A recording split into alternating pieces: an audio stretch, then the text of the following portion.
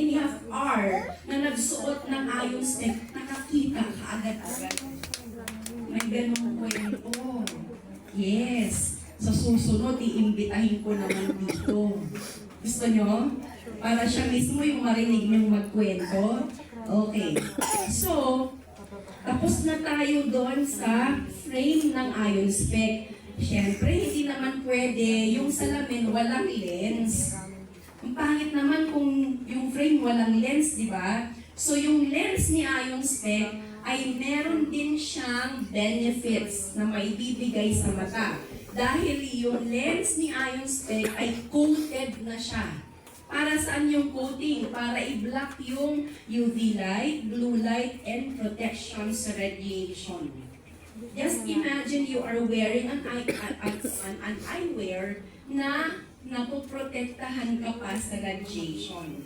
Lahat po ng places na pinupuntahan natin, lahat ng sulok na pinupuntahan natin, meron na pong radiation. Kasi nakakasiksik doon ang radiation and it can harm us. It can cause cancer. So, meron tayong protection kapag tayo ay nagsusuot ng iron spec. But all lenses are normal lenses. Walang grado. So, sabi naman ng mga customer na merong grado yung kanyang mata, ay, paano namin yan magagamit? Wala palang grado. Hindi ako makakakita. Oo, hindi mo talaga makikita yung nasa paligid mo kasi wala siyang grado. Para lang yan doon sa mga walang issue sa mata, yung grado sa mata. Ngayon, ang remedy dyan, dalawa. Pwede mong dalhin yung iron spec mo sa optical shop, papalitan mo ng lens na merong grado, kagaya ng ginawa ko. Or, kung ayaw mo ng extra bayad, kasi magbabayad ka, di ba? Kasi magpapapalit ka, pwede mo siyang ipatong na lang. So, mamili ka, kung meron kang existing eyewear na merong grado, mamili ka na lang ng design ni iron spec na almost similar sila ng shape, ng design, ng style. Para pag tinatong mo, swak na swak pa rin. So, isuot mo muna yung iyong iron spec, and then, pag magbabasa ka, isuot mo yung degrado na salamin mo, makakabasa ka pa din. So, ganun ang pwedeng gawin. Kaya lang, ang experience ko, nung pinapalitan ko yung iron spec ko ng lens from 250, pinapalitan ko ulit kasi naging 200. Tapos nagpapalit ulit ako nung naging 150. At yung pinasalamin ko na iron spec, na pinapalitan ko ng lens, hindi ko din ginagamit. Ang ginagamit ko po din, yung walang grado. Bakit? Kasi kahit walang grado, nakakabasa na ako. Yes, yun po yung aking experience. Yan. So this is our manufacturing plant. Sarili po natin ang planta. So hindi po tayo maangkat. Tayo po mismo ang may-ari ng planta ni iron spec. Ayan po, sa China po yan. Yung factory natin, nasa China po siya. And these are our certificate. Ito yung ipinagmamalaki po namin kay iron spec. Dahil kumpleto siya ng certificate mula sa raw material, yung tourmaline stone, yung germanium, yung silver, kumpleto po tayo ng certification. This is our FDA certificate. Yung luma dati, yung luma na na-publish, wala na po yun. Ito na po yung bago kasi nag-comply na po tayo kay FDA. Kaya po tayo nakakuha ng notification as Medical Device Iron Spec. And then this is also a statement letter from Ministry of Health Indonesia kasi minamarket din si iron spec sa Indonesia doon nag-umpisa. And we have also a medical device certificate from Ministry of Health in Malaysia. So may mga dokumento po ang mga iron spec po natin. These are the certification of the raw materials bago po gamitin, bago hulmahin na frame. ni ion spec, itong mga tourmaline, itong germanium, itong silver, lahat po yan ay dumaan sa testing. So ito po yung ating mga certification. And also, we have a certificate of effectiveness. For nung ginawa si ion spec, for 2 years, nagkaroon ng clinical trial. Ano ang ginawa sa clinical trial? Nag-imbita sila ng mga magpa-participate na magsuot ng ion spec. And then, yung mga nag-participate na yon, sila ay minomonitor kung ano yung mga changes. Kaya nagkaroon sila ng documentation. So, merong nagsuot doon na participant for 3 months, suot niya ang ion spec, nag-improve ng 22% yung kanyang vision. At meron din doon, nagsuot ng ion spec for 6 months, bumalik sa 2020 ang vision. Documented po sa clinical trial. Ito malupit, glaucoma. Ginawan din nila ng clinical trial ang glaucoma. Nag-imbita sila ng mga may glaucoma hinati sa 2 grupo. Yung isang grupo pinagsuot ng ion spec, yung isang grupo hindi nagsuot ng ion spec. And guess what? Nung pinatawag na lahat itong mga participants, ang nakabalik lang ay yung nagsuot ng ion spec. Dahil yung hindi nagsuot ng ion spec, natuluyan na silang nabulag. At dahil dito, dahil sa clinical trial na yan, noong nagkaroon si WHO ng programa Vision 2020 na inumpisahan nila noong 2015, nag-imbita si WHO ng mga expert sa mata. Yung mga nanggagamot ng mata for free, mga medical mission para sa mata for free. Si Dr. Sun ay nag-donate po ng 1 million ion spec kay WHO para sa mga may glaucoma. O, ito pansinin nyo. Kung si ion spec ay hindi effective, walang benefits, tatanggapin kaya siya ni WHO? Pero dahil pinakita ni Dr. Sun yung clinical trial sa mga may glaucoma na napakaganda ng resulta, tinangkilik ni WHO ang ion spec. At pinakalat yan sa iba-ibang bansa para sa mga may glaucoma. At meron din dito sa Pilipinas. So kung dito sa Pilipinas, meron kayong kakilala na may glaucoma, pwede silang tumanggap ng libreng ion spec. Yes, pinapalakpan yan.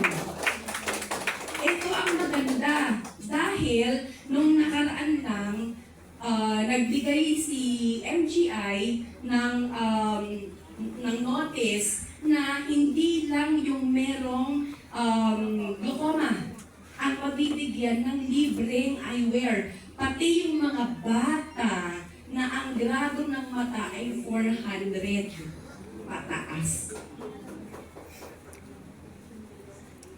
15 below ang age, makakakuha na din ng libre.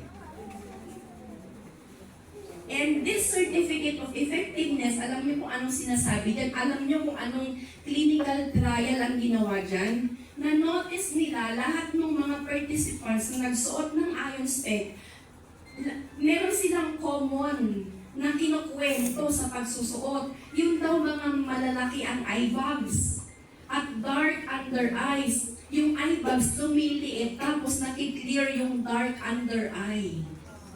Certificate of effectiveness, meaning effective talaga siya dun. So purpose na yun. And we have also our ROHS certificate. Anong ibig sabihin ng ROHS? Restriction on Hazardous Substance. Bakit naman napasama si ion spec? Sa ROHS test, hindi naman siya electronics, hindi naman siya electrical. Dahil po doon sa nilagay na plastic. Yung plastic ng mga ion spec na suot-suot ninyo, even yan ay tinest ng European Union. And according sa test, lumalabas na walang kahit na anumang hazardous substance yung mga plastic na ginamit sa eyewear ni IonSpec. In fact, yung kulay na nakikita nyo, alam nyo kung bakit po nag-fade yung black? Di ba kung perhaps nakabili kayo ng IonSpec tapos nag-fade? Kasi masyado kang acidic, nabura. Yung kulay itim. Bakit nabura? Kasi even that is organic. No chemical sa eyewear natin. So that explains. So very, very safe po ang eyewear natin. And isa sa pinagmamalaki namin, this is the only eyewear na merong product liability insurance. O palakpak, sige lang, magtigilan. Magkano ang product liability insurance sa QBE? 500,000 Malaysian ringgit. Kapag i-convert natin into peso, nagkakahalaga yan, depende sa conversion, nagkakahalaga yan from 6.3 million to 6.5 million pesos. Anong kiniklaim natin sa kay QBE?